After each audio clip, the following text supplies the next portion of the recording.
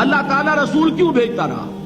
دیکھیے سورہ نساء کی آیت ہے، اللہ تعالیٰ توفیق دے آپ کو، 6واں پارہ شروع ہوتا ہے، وہاں یہ مقام ملے گا۔ بہت سے رسولوں کا اللہ نے وہاں نام لیا ہے۔ بعض مقامات قرآن مجید کے ہیں جہاں انبیاء اور رسولوں کے ناموں کے گلدستے ہیں۔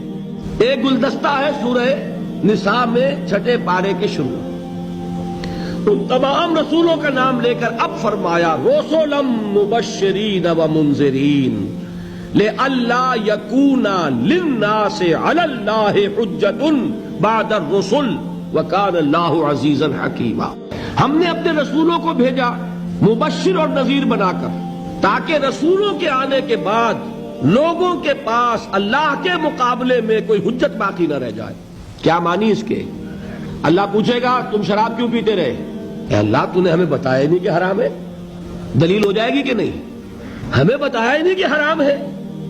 جب تک قرآن میں آیت نہیں اتری کہ آخری آیت کے حرام ہے، صحابہ پیتے رہے کہ نہیں؟ فرض کیجئے کہ جب آیت اترتی، فرض کیجئے کہ حضور کسی مصلحت کی وجہ سے کہ یہ مشکل کام ہے، یہ حکم نہیں مان سکیں گے میرے ساتھی، اور میں نے اگر یہ حکم دیا تو بھیڑ چھڑ جائے گی، اگر بالفرض حضور چھپا لیتے اس حکم کو اور صحابہ شراب پیتے رہتے تو اللہ تعالیٰ کے ہاں جواب دہی کس کے ذمہ ہوتی؟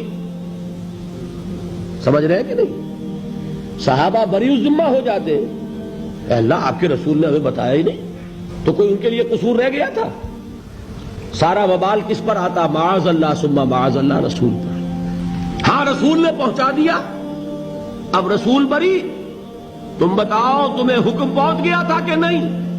الم یاتکم رسل منکم یتلون علیکم آیات ربکم وینذرونکم لقاء یومکم ھذا قالوا بلی۔ کیا تمہارے پاس ہمارے رسول نہیں آئے تھے جو تمہیں ہماری آیات پڑھ کر سناتے رہے اور اس دن کی حاضری سے تمہیں ڈراتے رہے؟ کہیں گے اے اللہ آئے تھے۔ اب کوئی عذر رہ گیا؟ اور اگر نہ آئے ہوتے تو کچھ تو عذر پیش کرتے نا، اللہ ہمارے پاس رسول نہیں آیا، ہمارے پاس تیرا کوئی پیغامبر نہیں آیا۔ اس دلیل کو، اس عذر کو، اس حجت کو ختم کرنے کے لیے اللہ نے رسولوں کو بھیجا۔